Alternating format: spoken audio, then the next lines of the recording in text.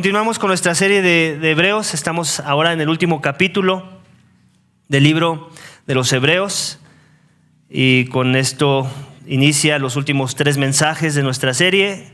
El de hoy, uno de ellos. Y algo que quiero traer a tu atención es una cita de uno de los influencers cristianos que sigo y que vi, no recuerdo si esta semana o la semana pasada. Él se llama Samuel C. Y él es un hermano cristiano de Ghana, del país de Ghana. Y él dice esto, él pone citas muy controversiales siempre, y que solamente aquellos que las leen o las escuchan a la luz de contextos más amplios, las entienden y pueden ser muy controversiales por lo mismo si no lo haces así.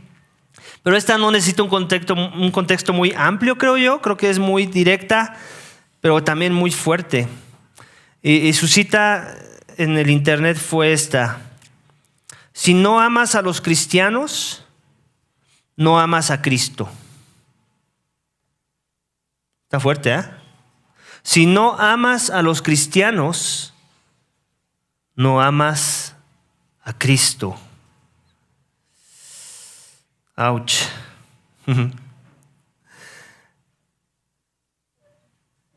El título de mi mensaje, iglesia, esta mañana es: un servicio aceptable a Dios con temor y reverencia se expresará en amor fraternal. Y entonces tú te deberías preguntar, ¿y por qué empezaste con una cita que tiene que ver con el amor si estás hablando de servicio aceptable a Dios con temor y reverencia? Bueno, sí menciono la palabra amor en el título de mi mensaje y termina con eso: se expresará en amor fraternal. En realidad la sección de nuestro texto esta mañana tiene que ver más con la idea del amor fraternal, pero acuérdense que predicamos expositivamente y antes del texto de hoy ya se dijo algo la semana pasada. La semana pasada, si recuerdas, terminamos el mensaje con esta cita del autor de los Hebreos, recordándonos que nuestro Dios, el Dios de la Biblia, el Dios de los cristianos, es fuego consumidor. Y antes de eso también venía una exhortación de la conducta y del estilo de vida que todo cristiano debería estar buscando, si hemos entendido todo lo demás que ya dijo el autor de los Hebreos en los capítulos pasados. Y dice esto: demostremos gratitud mediante la cual ofrezcamos a Dios un servicio aceptable con temor y reverencia. Después viene la cita de Dios es fuego consumidor y después brinca a la parte que nos toca hoy donde dice permanezca el amor fraternal. Entonces creo que sigue siendo la misma instrucción. O sea, ¿cómo es que vamos a servir a Dios o dar a Dios un servicio aceptable con temor y reverencia? El autor de los Hebreos nos está diciendo que sea con una actitud de permanecer en amor fraternal. O sea, quiere poner al amor como en el centro de todo lo que tú quieras definir como servicio aceptable a Dios con temor y reverencia. En otras palabras, que no definas nada como servicio aceptable a Dios con temor y reverencia si en el centro o en el corazón de ese servicio no está dominado, no está motivado por el amor. Ese amor tiene que estar ahí, tiene que permanecer. El apóstol Pablo habló mucho de ello en su carta a los Corintios. ¿De qué les sirve si hacen esto, si hablan en lenguas aún angelicales, si hacen esto o aquello, si dan sus propias vidas, pero no tienes amor? Él decía, de nada aprovecha.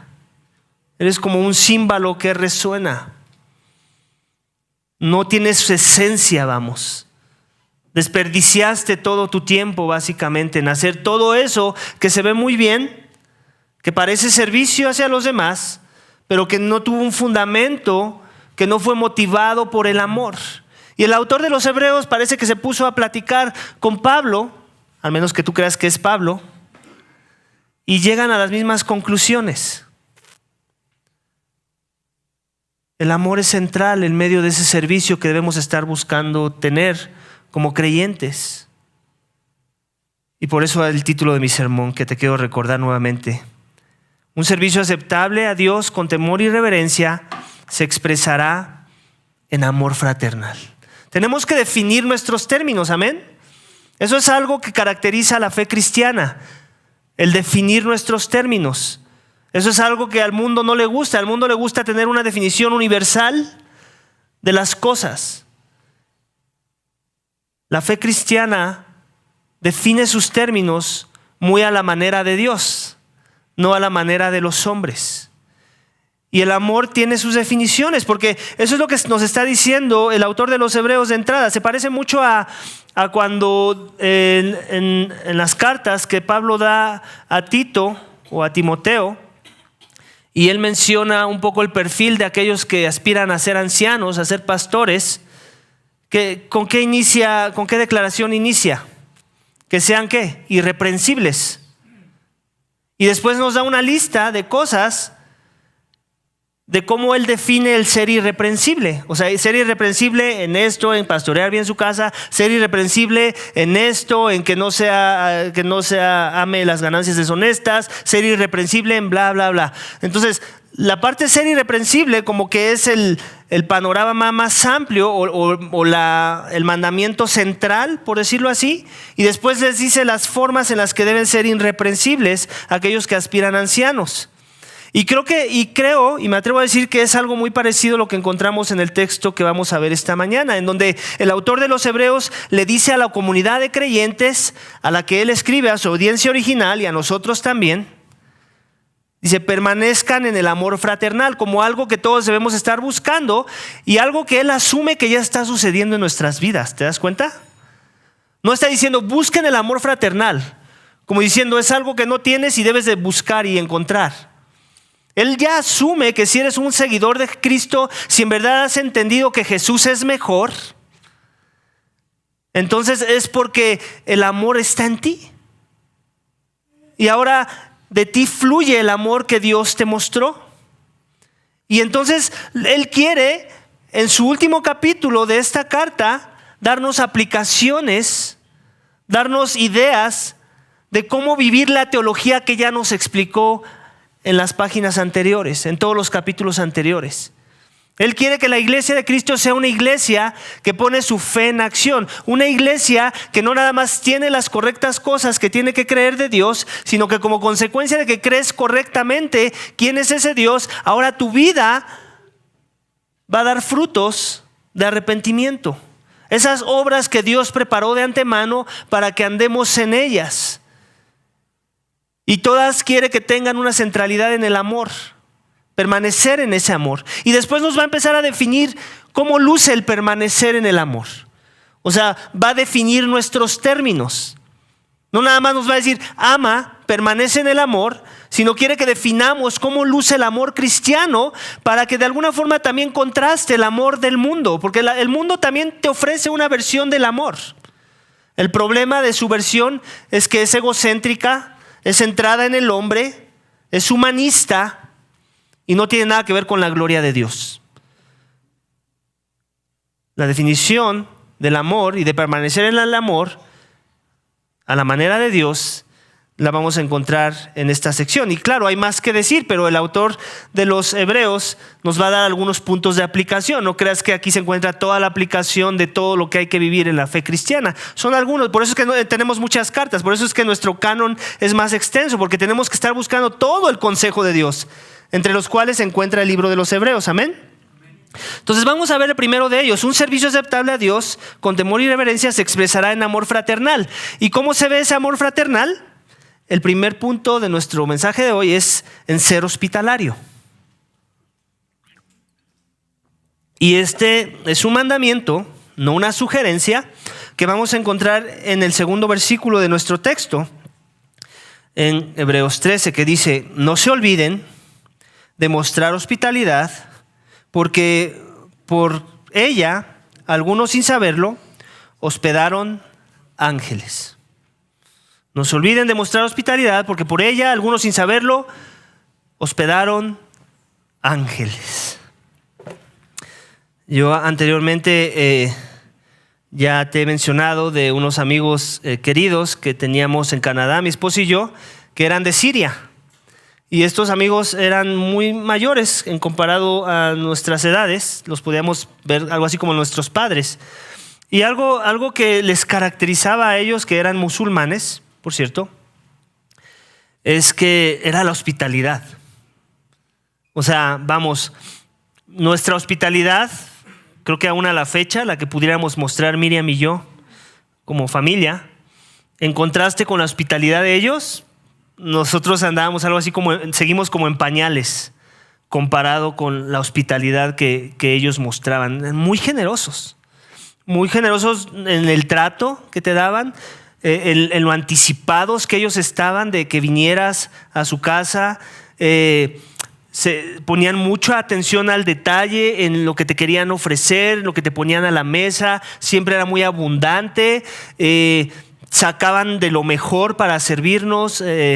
No tenían ningún temor en decirnos, no, este aceite que estás probando, ellos usaban mucho el aceite de olivo, no, de lo mejor. O sea, traído desde allá, desde Siria. Cosas así, ¿no? Que nos hacían ver que nos estaban atendiendo bien, ¿no? Y nos hacían sentir bien, ¿no? Una de esas veces que llegaron a invitarnos, nos planeamos quedarnos ahí, ¿no? Y nosotros dijimos, vamos a dormir en el sillón, ¿no? No, o sea, ellos fueron los que durmieron en el sillón, ellos nos dieron su alcoba y nosotros estamos diciendo, no, ¿cómo crees? No, o sea, obviamente quieres estar ahí, te caen bien, pero tampoco quieres incomodar a ese nivel, ¿no? A ellos no les importó y en verdad insistieron. Rápido nos dimos cuenta que iba a ser una grosería si no se los aceptábamos y esa noche dormimos en su alcoba. O sea, ese grado de hospitalidad. La hospitalidad que ellos mantenían era muy alta, ¿no? Y ellos no creían en Jesús. O no en la forma en la que nosotros decimos que hay que creer en Jesús. Y en verdad eso es un buen punto de partida para pensar cómo debe ser entonces la hospitalidad cristiana. Pues no menos que eso, pero con una motivación aún más correcta.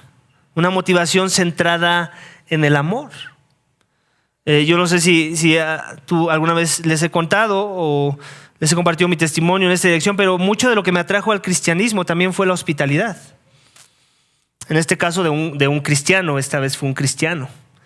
O sea, en parte fue escuchar la verdad, escuchar cosas que yo nunca había escuchado ni entendido de la forma en la que se predicaban en esa iglesia. Y por otra parte fue la hospitalidad del pastor. En un país en donde nosotros éramos nuevos y todavía no teníamos una permanencia clara de dónde íbamos a vivir. Nos dijo, quédense en mi casa. Y nosotros así de, ¿cómo que nos quedemos en tu casa? ¿No? O sea, no nos conoces. No sabes si te vamos a saquear en la noche, ¿no? Y eso fue algo que me impactó. Fue así de, wow, ¿así son todos los cristianos? ¿No? Y obviamente sabemos que hay sus límites, ¿no? Hay que hacer todo eso con sabiduría. Pero también hay que meter el elemento de la fe en este proceso, ¿no? O sea, y de recordar que Dios nos guarda, que Dios nos cuida, y sí hay que buscar en sabiduría saber a quién ofrecer ese tipo de hospitalidad, ¿no? Aún de meter a un desconocido a tu casa. Pero al final sí es un llamado y no lo podemos negar. Y el autor de los Hebreos nos lo está diciendo con palabras, pues creo que te deberían de apelar a considerar este tipo de hospitalidad en nuestras vidas. Dice, no se olviden de mostrar hospitalidad porque por ella algunos sin saberlo hospedaron ángeles. Nosotros no éramos ningún angelito, éramos unos diablos con cola, mi esposa y yo. Y el pastor nos hospedó. Una noche nada más fue, tampoco crean que nos quedamos ahí un mes ni nada, ¿no? O sea, entendíamos muy bien que teníamos que buscar nuestro propio lugar, pero fue algo que me impactó en verdad me impactó. O sea, fue esa primera impresión de la fe cristiana que dije, wow, o sea, ¿así son los cristianos? Y obviamente sabemos que cada cristiano está en un diferente nivel de madurez y algunos son más hospitaleros que otros. Algunos tienen el don de la hospitalidad, ¿no? Y lo escribí en un artículo que apenas les envié en la semana. Envidio a aquellos que tienen ese don, así como a aquellos que tienen todos los otros dones que la Biblia nos pide que tengamos y que los tienen de manera muy natural, ¿no? Ese tipo de envidia no es mala, quiero aclarar, para que no pienses, oye, pastor, es un envidioso. No, o sea, envidiemos las cosas que son buenas, que son nobles, que glorifican a Dios. Eso es bueno, envidiar. Ese tipo de envidia es el tipo de envidia que Dios tiene cuando dice que Él es un Dios celoso de su pueblo, ¿okay? De que la adoración le pertenece a Él y no a las cosas que Él ha creado. Entonces, es la misma idea. La hospitalidad, iglesia, es bien importante en la fe cristiana. Y tiene que tener la motivación correcta. Últimamente mis amigos musulmanes, que los aprecio mucho y todo, yo sé que en el fondo y en el corazón de esa hospitalidad estaba su ego. Estaba centrada en ellos mismos, en ellos verse bien, en ellos ganar puntos para que Alá los permita en su reino, ¿cierto? Según su teología. Nuestra hospitalidad, iglesia, no es para ganar puntos ni para nada de eso que tenga que ver con ganar la salvación. La salvación no es por obras, creo que eso es muy claro. Pero sí es el producto de la salvación. Sí debe ser algo que como cristianos, sin importar si se te da muy natural o no, deberíamos estar buscando y sobre todo tener la motivación correcta a la hora de hacerlo. ¿Ok? Porque también existe el peligro de ser hospitalarios, ¿ok? Porque somos muy extrovertidos y nos llenamos de la presencia de otros. Entonces tú me llenas y por eso te invito, porque me llenas. ¿Ok? En el momento que dejes de llenarme, en el momento que me incomodes, ya no te voy a invitar. Eso se ve hospitalario, así de lejos, pero el corazón puede estar mal, o sea, la motivación puede ser incorrecta. ¿Ok? Entonces tenemos que medir nuestra hospitalidad a ese nivel de detalle. Iglesia, somos cristianos. O sea, tenemos que examinar nuestras motivaciones. ¿Son estas puras o no? ¿Son estas nobles o no? ¿Qué me motiva a invitar a fulanito o a sultanito? ¿Es porque se parecen a mí? ¿Es porque no me incomodan en lo absoluto? Tenemos que crecer hacia ese tipo de hospitalidad. El tipo de hospitalidad que Jesús demostró en su ministerio. ¿Con quién se rodeaba? Con los que los demás, los líderes religiosos, acusaban como pecadores, como gente casi digna de ser rechazada. Ese es el tipo de hospitalidad que debemos estar buscando. Alguna vez también en la iglesia en la que yo asistía, uno de los hermanos, creo que ya esto sí lo he comentado, uno de los hermanos que yo consideraba maduros en la fe, una vez me invitó a comer a su casa. Y vi que junto con nosotros había otros que él invitó, a otros que yo sabía que asistían a la iglesia, que yo veía en la iglesia y que sinceramente hablando yo no invitaría a mi casa. O sea, en ese entonces, ahorita ya las cosas han cambiado. Pero en ese entonces te tengo que confesar que no me hubiera pasado por invitar a tal persona a mi casa. Y me trajo convicción de pecado. O sea, fue así de... Yo no, o sea, ni me veo yo haciendo esto que él está haciendo y él sí lo está haciendo y lo único que me está modelando es cuánto necesito a Cristo. Cuánto necesito seguir creciendo en esta dinámica de la hospitalidad porque no estoy donde debería estar. Y a veces eso es todo lo que necesitamos, iglesia. Ni siquiera un versículo como este fue suficiente, tal vez. No me acuerdo si ya lo había leído antes o no, esta sección. Lo más seguro es que sí. Pero a veces lo que necesitamos es que otros nos modelen la hospitalidad para que crezcamos en ella. Para que sintamos el peso del tipo de hospitalidad que debemos estar buscando. Amén. Entonces, un cristiano debe ser hospitalario y la esperanza, iglesia, es que nosotros estamos saliendo de nuestra zona de confort. Y te quiero dejar con una pregunta, como a manera de aplicación. ¿Cuándo fue la última vez que fui hospitalario con alguien? Y la hospitalidad otra vez no tiene que ver siempre con te invito a mi casa. Puedo ser hospitalario en muchas otras formas. Te invito a tomar un café. ¿Okay? La gente que está enferma, si vas y la visitas, es una forma de hospitalidad, aunque vayas a su casa, ¿sabes? Si le llevas algo, si le compartes algo. Todas esas son formas de hospitalidad. No necesariamente tiene que ser ven a mi casa. ¿Ok? Entonces, ¿cuándo fue la última vez que invitaste a alguien? Y con esta quiero hacerte otra pregunta. ¿Cuándo fue la última vez que invitaste a alguien que no es la persona que comúnmente hubieses invitado porque es con la persona con la que te identificas y te sientes en tu zona de confort? Yo creo que esas dos son muy importantes. Nuestra hospitalidad se debe de distinguir de la hospitalidad del mundo. Esto es que no invitemos a alguien con los que encontramos favor. Ese es favoritismo y la Biblia nos dice que no tengamos favoritismo. El mundo hace eso. El mundo invita a los que voy a obtener algo de ti. Nuestra hospitalidad que debe ser sacrificial, desinteresada y misional, vela así. ¿Cómo puedo yo ser de bendición para alguien? ¿Cómo puedo yo ayudarle a alguien a sentirse mejor en la iglesia? ¿Cómo puedo yo ayudar a alguien a que sienta que en verdad queremos ser una comunidad que representa el evangelio? Tal vez veo por ahí a una persona que se ve alejada de la iglesia, que aún ya es un miembro tal vez, pero como que no se adapta, como que parece que está buscando siempre formas de alejarse de las cosas, de la vida de la iglesia. ¿Te has puesto a pensar en esa persona?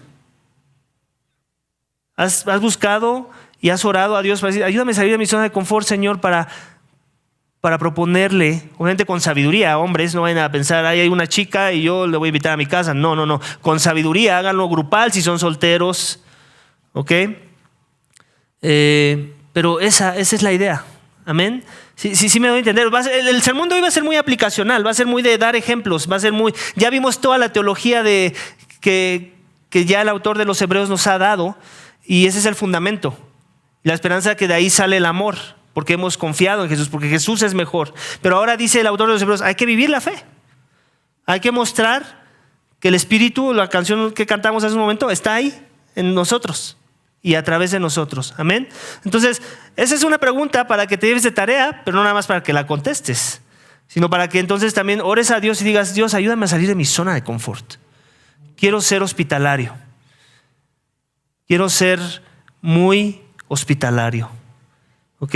Y aún yo te quiero pedir de este favor. Mi memoria, ya se los he dicho, desde después del COVID se vino a los suelos. Pero yo trato de modelarlo y trato de hacerlo porque yo también, otra vez, no me viene natural y trato de esforzarme e invitar a la iglesia. Si no te he invitado a mi casa, recuérdame por un mensaje. Hey, Omar, falto yo y no me voy a ofender. Te voy a agradecer, te voy a decir gracias porque no me acordaba. Hay algunos que sí me acuerdo y te tengo en mente, pero hay algunos que no. La esperanza es que eso es algo que hace el pastor, pero que también quieren hacer las ovejas, porque el llamado no es para pastores, ¿cierto? En Hebreos, es para todo creyente, para todo el que dice seguir a Jesús. Amén. Entonces, porfa, échame ese mensajito. Y si no tienes mi teléfono, también te lo doy o me lo dices ahí en persona. Amén. Vamos a el siguiente subénfasis. Un servicio aceptable a Dios con temor y reverencia se expresará en amor fraternal. ¿Y cómo luce ese amor fraternal? En ser empático y compasivo. Versículo 3. Dice, acuérdense de los presos como si estuvieran presos con ellos y de los maltratados, puesto que también ustedes están en el cuerpo. Este versículo creo que a veces es mal usado y no necesariamente pienso que es de manera intencional, pero lo es. Ustedes saben que no hace mucho tomamos un discipulado de ministerio carcelario y vino alguien de un ministerio carcelario a entrenarnos y capacitarnos y creo que dijo cosas muy buenas. Algo que pude notar, y no es, otra vez, no es por ofender a nadie ni nada, es que había un énfasis en que, vean, todo cristiano debería estar haciendo esto. Y yo creo que todo cristiano debería estar haciendo esto. Pero también creo que hay un contexto en el que hay que hacerlo. Y en la carta hemos visto que el autor de los Hebreos menciona de aquellos que con gozo recibieron el despojo, que con gozo están recibiendo la oposición y la persecución. Entonces, hay un contexto antes de ver ese versículo. ¿Ok? Y muchos de ellos hasta encarcelados debieron haber sido por causa de ¿qué? ¿Por causa de qué? Del evangelio. Entonces, el contexto de esta declaración tiene que ver con aquellos que son creyentes y que están ahora tal vez en la cárcel o están siendo maltratados por causa del evangelio. Ahora, ¿qué nos decían en ese ministerio carcelario? Deberíamos ir a estar con los hermanos en la cárcel. Amén. Y lo estamos haciendo como iglesia. A partir de ese entrenamiento hemos procurado hacer eso. Las mujeres en particular ahorita están en la cárcel de Tepepan y van cada 15 días a llevar comida, a compartir la palabra a esas mujeres, a las que se dicen ser cristianas ahí en ese lugar. Entonces, hay un sentido en el que estamos cumpliendo esto, pero el contexto no es ese. O sea, es más, yo llegué también a ir a la cárcel y nunca me encontré a alguien diciendo yo estoy aquí por causa del evangelio. Yo estoy aquí porque yo estaba proclamando fielmente la verdad de la palabra de Dios y el gobierno mexicano me metió a la cárcel. O alguien por ahí me sembró una mentira y me difamó porque estaba tan enojado del Cristo que yo proclamaba que ahora por eso estoy aquí injustamente en la cárcel. Nadie de ellos, no digo que no los haya, pero la mayoría no están en ese canal. La mayoría están ahí por su pecado. Y ya después ahí Dios los salvó a muchos de ellos, a la mayoría tal vez. Y hay que visitarlos, sí, amén. No estoy diciendo que no lo hagamos. Lo que estoy diciendo es que el llamado primeramente en esta carta es visitar, acordarnos de los presos, de los maltratados. Y luego aquí está la palabra clave, porque al final dice de los maltratados, puesto que también ustedes están en el cuerpo. Amén. Entonces, ¿de qué cuerpo está hablando? ¿Del cuerpo de qué?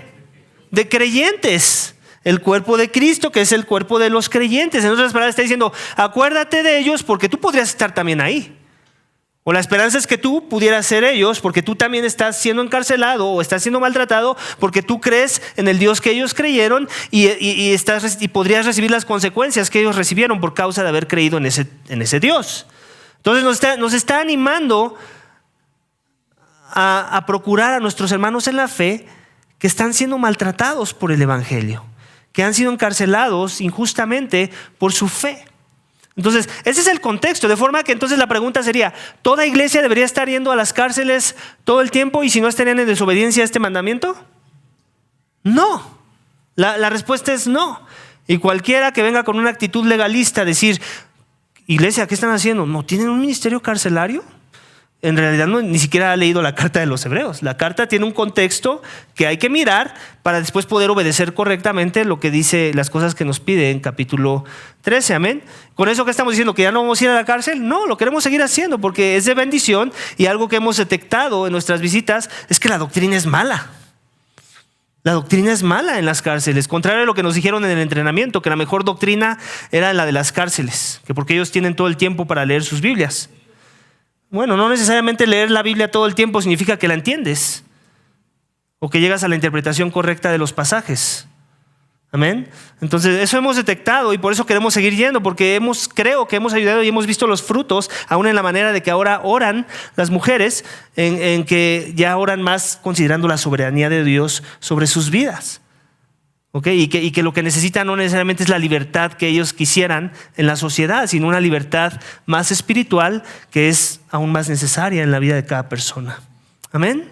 Entonces, con eso que te estoy diciendo, que cuando suceda, cuando alguno de nosotros, por causa del evangelio, esté en la cárcel o esté siendo maltratado, la iglesia es la primera que tiene que estar ahí para esa persona. ¿Okay? No sabemos cuándo Dios va a remover la gracia que tenemos en nuestra sociedad mexicana para que tengamos libertad para proclamar el evangelio. Pero algún día, si quieres ver videos por internet, no te miento, el pueblo de Irán o el país de Irán, las mujeres vestían como visten las mujeres de ahora en nuestra sociedad. O sea, vamos, con toda la libertad de cómo vestir. Y eso no tiene más de 50 años.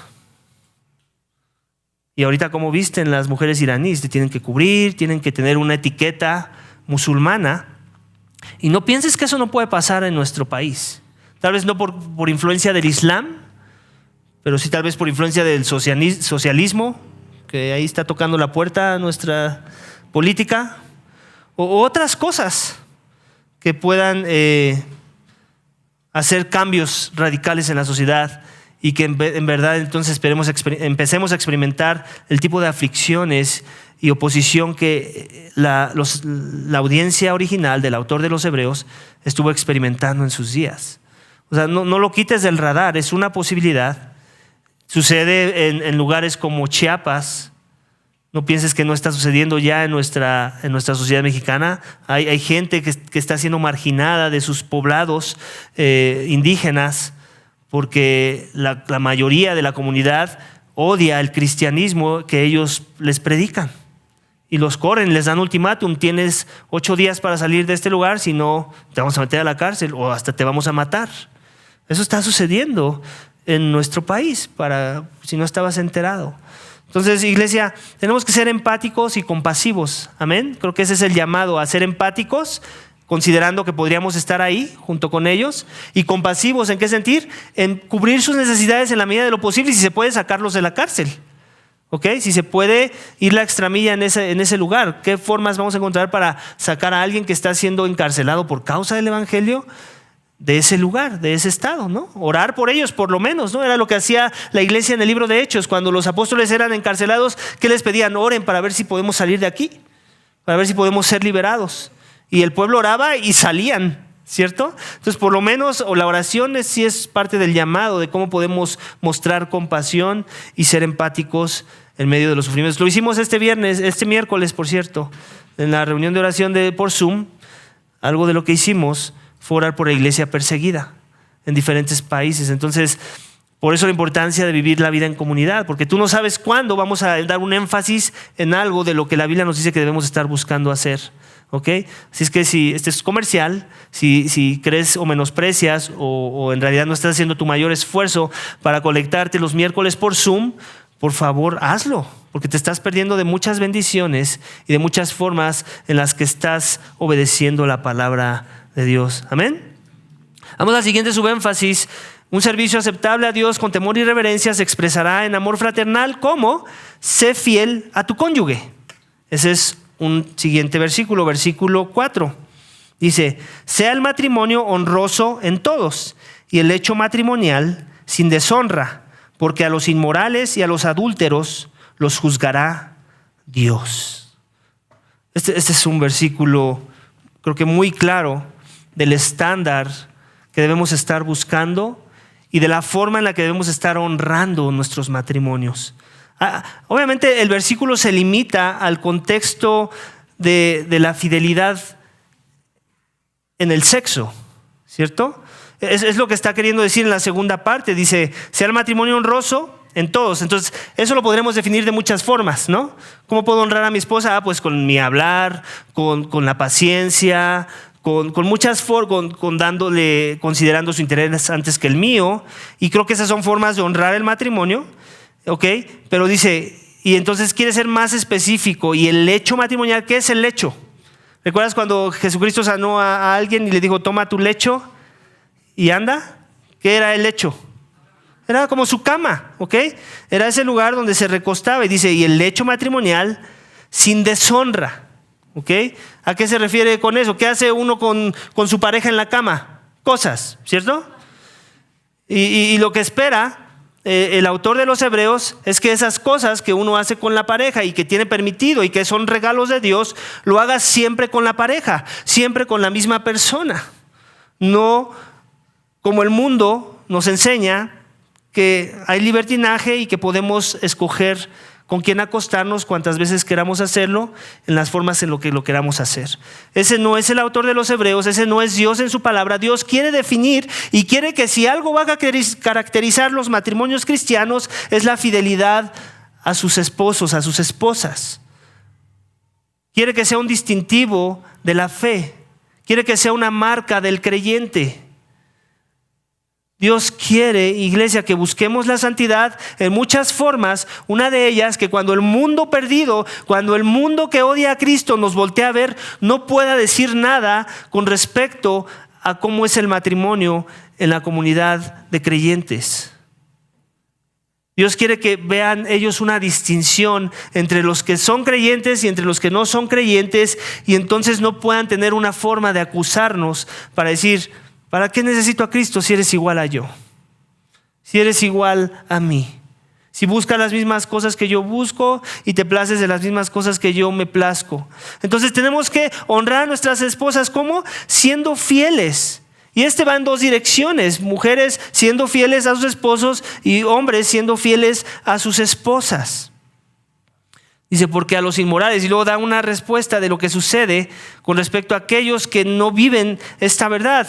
Dice, porque a los inmorales, así les llama el autor de los Hebreos, inmorales, y a los adúlteros los juzgará Dios. En otras palabras, a ti Dios ya te juzgó en la persona de Cristo. Y como consecuencia de que eso es verdad, si en verdad es verdad, entonces ahora tú vas a buscar honrar a tu esposa con tu fidelidad hacia ella. Y aquellos que no te preocupes. No caigas en su juego, no te dejes persuadir de las mentiras que dicen que ofrecen más placer. A ellos los va a juzgar Dios. Ellos van a tener que rendir cuentas a Dios. Porque no son creyentes, no son llamados a también honrar a sus esposas. Pero el juicio que a ellos les espera, ya lo vimos la semana pasada. Es un juicio del cual nadie va a escapar. Es un juicio más severo que el que recibieron los antiguos. Es un juicio que dará el justo pago por los pecados. Pero aquí es donde quiero también predicarte el evangelio. Si has caído en eso, quiero que sepas que hay esperanza, que hay perdón, que hay reconciliación. Si has caído en eso y desgraciadamente has roto el pacto matrimonial, desgraciadamente no has honrado el lecho matrimonial, Cristo vino por esos también. Cristo vino por prostitutas, Cristo vino por ladrones, Cristo vino por defraudadores, Cristo vino por todo tipo de pecador que comete todo tipo de pecado, aún la inmoralidad sexual. Entonces, tú puedes encontrar perdón de ese pecado y reconciliación en la muerte de Cristo. Él fue clavado a esa cruz por pecados como la inmoralidad, por pecados como la falta de hospitalidad, por pecados como la falta de ser compasivo, de ser generoso, por todo tipo de pecado. Tú puedes recibir perdón de pecados hoy si te arrepientes y crees que Cristo tomó tu lugar, que Él fue juzgado en tu lugar para que tú no seas juzgado, justamente juzgado por tu iniquidad, por tu maldad, por no haber honrado a Dios en las cosas que Él esperaba que le honraras. Es en arrepentimiento y fe que tienes que venir a Él. Tienes que humillarte y decirle: perdón, Señor, yo merezco este juicio, yo merezco que tú me juzgues por inmoral, por adúltero, por lo que sea que es tu pecado. Yo merezco la muerte eterna, yo merezco la separación, no merezco tu perdón. Pero gracias por Cristo. Gracias por la misericordia que has querido mostrar a los pecadores como yo en la obra redentora de Cristo clavado en esa cruz. Maldecido por mis transgresiones, herido por mis pecados. Porque es solo a través de ese sacrificio que tú puedes ser sanado y perdonado y reconciliado con Dios. Y si eso es verdad, si en verdad confías en Él y te arrepientes y crees y te humillas, entonces adivina que no solamente Dios ya no te va a declarar como un adúltero digno de la ira y el juicio divino, sino que te va a declarar como alguien justo, perfecto, santo, sin mancha, porque la sangre de Cristo pagó tu maldad. El derramamiento de la sangre del Cordero Santo de Dios, la fe en ese sacrificio te justifica. Y ahora la santidad del Hijo te pertenece, si en verdad has creído. Pero tienes que creer. Porque si no crees, ni vas a ser perdonado, ni tu corazón va a ser transformado. La transformación también viene después. Esas inclinaciones, esos deseos, esa carnalidad, esa mundanidad va a empezar a desaparecer por causa de que has creído. Pero no es que desaparezca y luego crees. Tienes que creer y como consecuencia va a desaparecer. Ese es el orden.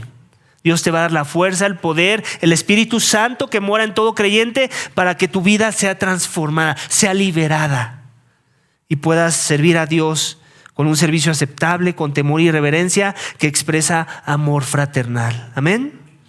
Ven a Cristo si aún no le conoces. No importa si es adulterio, no importa si es lo que sea, Dios lo puede perdonar. Amén. El penúltimo, su énfasis es: sé una persona con contentamiento, versículo 5. Sea el carácter de ustedes sin avaricia, contentos con lo que tienen, porque Él mismo ha dicho: nunca te dejaré ni te desampararé. Aquí está hablando de aspectos del carácter, no que no ha hablado de aspectos del carácter. Todo lo que hemos mencionado son aspectos del carácter cristiano. Pero aquí quiere hacer énfasis en la palabra carácter y después nos está diciendo que ese carácter sea ¿qué? Sin avaricia. ¿Qué es la avaricia? es el amor al dinero, el amor a las posesiones, el amor a lo terrenal, a aquello de lo que me lleno y que puedo tocar y que puedo tener y que me da seguridad, que me da identidad muchas de las veces, ¿okay? En donde encuentro mi descanso. ¿Okay? Ese es hay otro pasaje que dice que el amor, la raíz de todos los males es el amor al dinero. Es un pasaje muy similar, ¿ok? Que nos está invitando no a amar el dinero. O sea, aquí tenemos que permanecer en el amor, pero no en el amor al dinero, ¿ok? Y existe el peligro, y desgraciadamente yo creo que de todas los siglos, por todas las sociedades, desde que ha existido la humanidad, vivimos en la sociedad y en la era en donde más amor al dinero hay, tristemente. La sociedad y los medios sociales y la tecnología y las campañas publicitarias son ahora tan efectivas que la idea que nos venden es que con dinero lo puedes pagar todo y lo puedes obtener todo.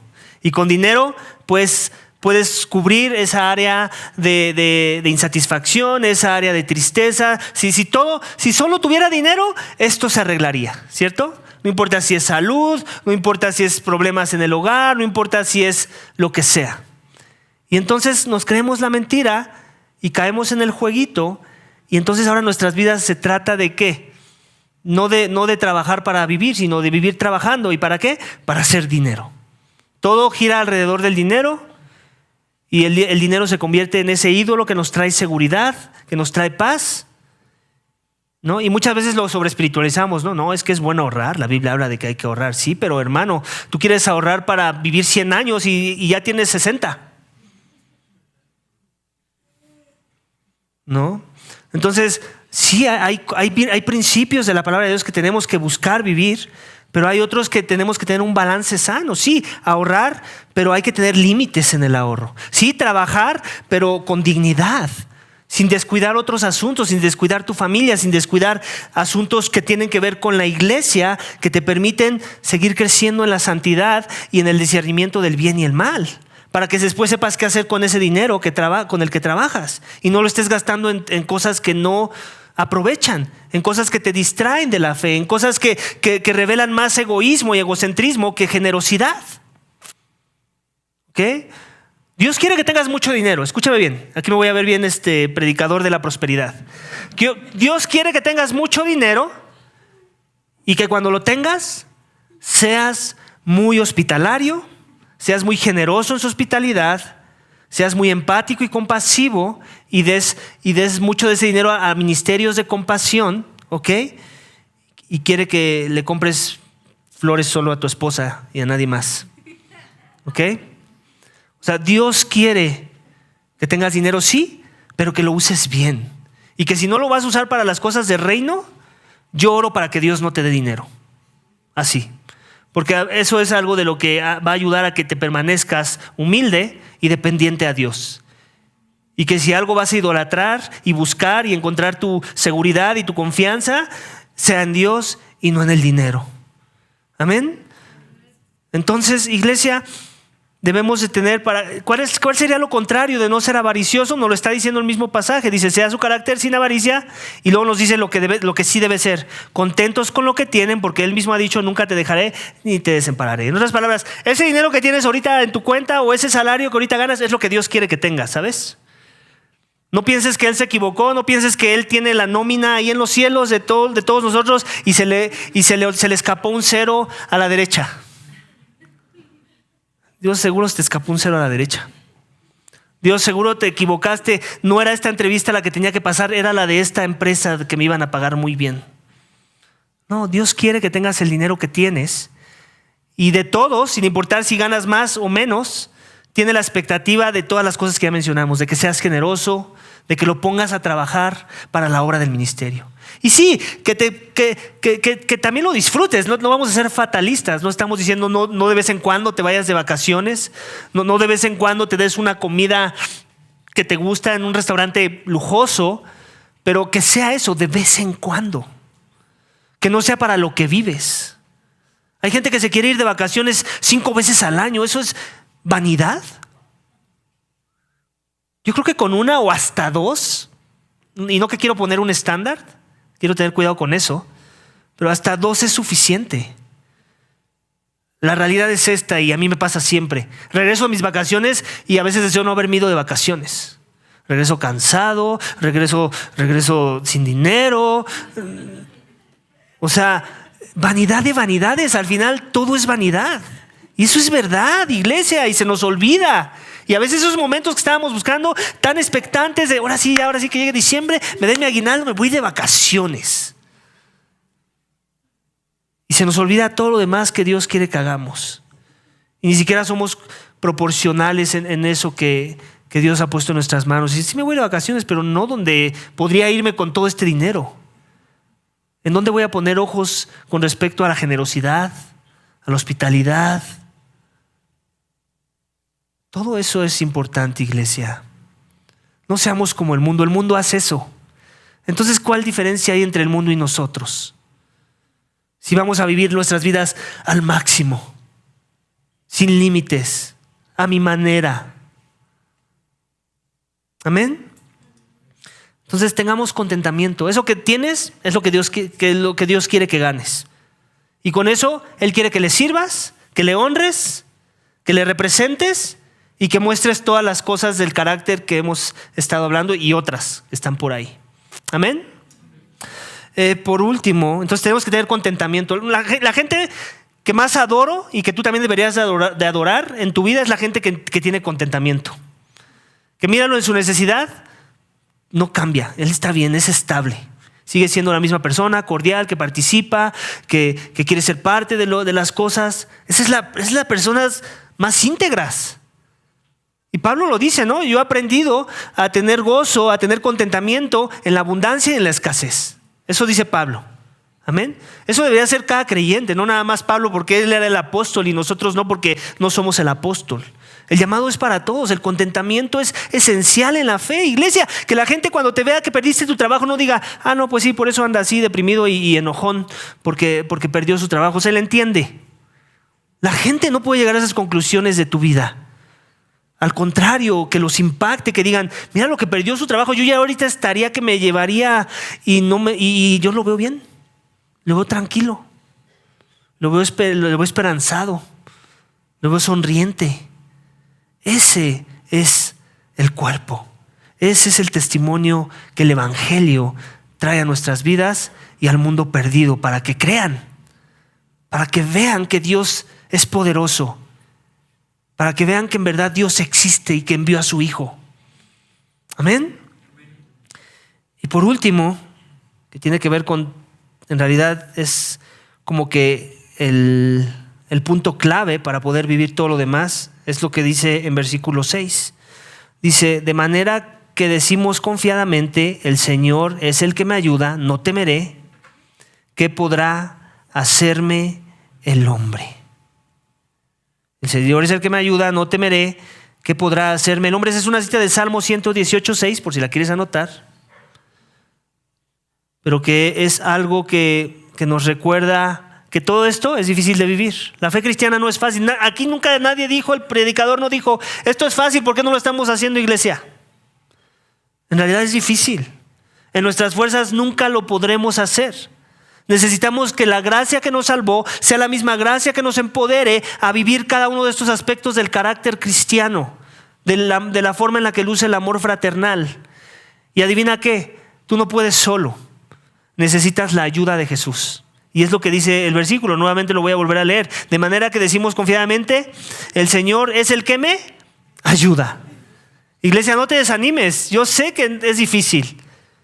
No me desanimo, yo me estoy predicando a mí mismo, Omar, no te desanimes, estas cosas son difíciles todas, pero pide la ayuda al Señor, a Jesús, y Él te va a ayudar, Él te va a dar la gracia para poder vivir estas verdades, porque últimamente Él está más interesado por Él verse bien en ti que tú te veas bien. Y si en verdad eres uno de los suyos, créeme, que te guste o no, te resistas o no, Él se va a ver bien en ti. Que si va a ser que te va a traer a rastras o si va a ser en tu propia voluntad porque estás entendiendo y estás escuchando y estás sometiéndote a la voluntad de Dios, pero en las dos formas va a suceder. La pregunta es si vamos a ser humildes. Señor, yo no puedo, en verdad no puedo, me cuesta trabajo ser hospitalario. Soy ensimismado, Señor. Ya arranca eso de mi vida. En verdad, Señor, me cuesta trabajo ser empático. Todo el tiempo yo soy el pobrecito. Los demás son los que no necesitan, soy yo. Ayúdame, Señor, arranca eso de mí. Que eso no te representa. Que eso no revela amor pero a sí mismo. Señor, ayúdame a ser fiel. Ayúdame a no dejarme creer las mentiras y el engaño que el mundo me dice que un hombre es hombre cuando tiene más mujeres. Ayúdame a amar a mi esposa. Ayúdame a que ese amor que nos prometimos cuando yo la veía la mujer más hermosa del mundo siga siendo siempre el mismo amor de aquí hasta que tú nos llames a tu presencia. Ayúdame, Señor, a amar en verdad como tú nos amas, a amar de corazón, no por conveniencia. Ayúdame a ser una persona con contentamiento, a no estarme quejando, a no estarme comparando. Ayúdame, Jesús. Yo solo no puedo. Mi inclinación es a la comparación. Mi inclinación es al estar viendo quién sí fue más bendecido que yo. Quién sí tiene un mejor carro. Quién sí no tiene que pagar renta. Señor, dame contentamiento. Ayúdame a recordar que esta vida es pasajera, que esta no es mi morada y que las cosas que no tengo son buenas para mí, que no las tenga. Y las cosas que tengo también son buenas para mí y que tú estás esperando que las use para tu reino, para tu gloria. Ayúdame. Haz esta declaración: el Señor es el que me ayuda, no temeré. Que tu temor reverente sea hacia Dios y no hacia los hombres. El mundo te va a poner estándares. El mundo te va a decir: ¿Cómo que? ¿A poco nomás con tu esposa? Cuando hay todas estas opciones. No le temas al hombre, que te tachen de lo que sea. Últimamente el que te va a juzgar en aquel día no son ellos. El juicio más grande viene después. Y es ahí donde vas a dar gracias de haber escuchado la voz de Dios. Amén. Y así con todo lo demás. Cuando te juzguen por ser hospitalario, cuando te juzguen porque en vez de que estés satisfaciéndote con tu dinero, lo estés repartiendo a los demás, que te juzguen. No importa. O es que tú podrías tener un mejor carro, pero como le das a tu iglesia, que te juzguen. Ellos no entienden estas cosas. Ni siquiera les tienes que dar una explicación. Predícales el evangelio, su necesidad de Cristo. Que te juzguen. Teme a Dios y no a los hombres. No temeré. ¿Qué podrá hacerme el hombre? ¿Sabes qué te puede hacer el hombre? La Biblia nos dice que nos puede hacer el hombre. Quitarte la vida. Pero la Biblia dice que le temamos a aquel que te puede quitar la vida y arrojar tu alma al infierno. A ese hay que temer. A ese hay que buscar complacer. Y ese que nos pide todas estas cosas que suenan difíciles de hacer, nos dice: pídeme ayuda y lo vas a poder hacer. Mi lecho, mi carga es ligera. Mi yugo es fácil, mi carga es ligera. ¿Ok? Ese es Jesús. Si en verdad has creído en Él, tú vas a poder vivir estas cosas y no vas a poner excusas. No las vas a poner. En verdad, si las pones, te invito a que empieces a dudar de tu salvación. En serio te lo digo. Más bien dile: Señor, yo no puedo, pero en ti todo lo puedo en Cristo que me fortalece. Ahí usa esa frase, por favor. Cuando hablemos de carácter, no cuando hablemos del carro nuevo o del trabajo que está siendo muy difícil. Y no digo que no hay un cierto punto de aplicación en esas cosas, pero tiene que ver más con el aspecto del carácter. Todo lo puedo en Cristo. Puedo ser hospitalario, puedo ser empático, puedo ser fiel, puedo vivir una vida de contentamiento. Todo lo puedo en Cristo que me fortalece. Amén. Vamos a orar, iglesia. Padre, te damos gracias por tu palabra. Señor, perdónanos por inventarnos excusas que solamente nos creemos nosotros mismos, para muchas veces no vivir las cosas que vimos hoy y las implicaciones de haber creído el evangelio bíblico y verdadero, Señor. Padre, perdónanos por cuánto nos hace falta, Señor, y es por eso que necesitamos la gracia, Señor. Aquí ninguno puede llegar como el joven rico y decir: todo esto lo he cumplido, ¿qué necesito? ¿Qué más necesito para heredar la vida eterna? Señor, nada hemos hecho bien, nada hemos cumplido como es digno de ser cumplido. Señor, necesitábamos un redentor. Necesitábamos un conciliador, necesitábamos un sacrificio, necesitábamos un mejor sacrificio, un mejor sacerdocio, con mejores promesas, con un mejor pacto, y ese es Cristo. Señor, ayúdanos a pedir ayuda a Cristo, a venir a sus pies, humillados y reconociendo que nos hace falta mucho, pero al mismo tiempo con el entendimiento de que queremos parecernos a Él. Y recordando que así va a ser, que tú prometes continuar la buena obra que iniciaste y que nos pareceremos más y más conforme avanza el tiempo. Pero que también hay una responsabilidad humana, que si en verdad hemos creído, nosotros queremos venir a ti. Ahora no corremos, sino te buscamos. Ahora no nos resistimos, sino nos arrepentimos.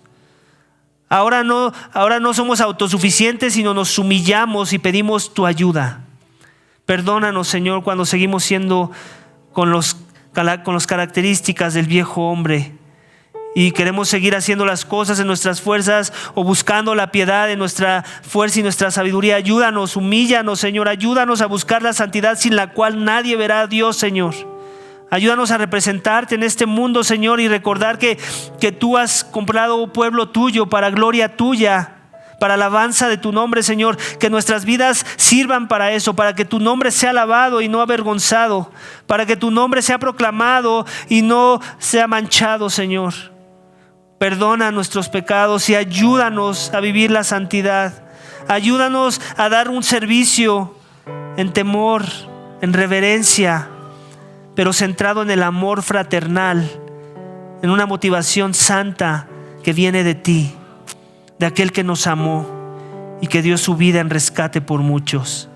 Padre, yo ruego que si hay alguien aquí entre nosotros que encuentra locura querer vivir para tu gloria, querer vivir las demandas del evangelio y el carácter que tú pides para tus hijos, Señor, que le reprendas y le salves y le muestres tu gracia y tu perdón, tu amor y reconciliación, su más grande necesidad, para que no sean juzgados, que entiendan que el juicio llegará algún día, no nada más para los adúlteros, sino para todo inmoral que no puso la fe en Cristo Jesús, en su más grande necesidad de salvación en su nombre. Padre, yo ruego que tú quebrantes los corazones hoy y muchos vengan a la fe por causa del evangelio mismo, en arrepentimiento y fe y para gloria tuya, en dependencia a ti y en esperanza en lo que tú vas a hacer en sus vidas. Todo esto te pido y te doy gracias en el nombre de tu Hijo amado Cristo Jesús. Amén.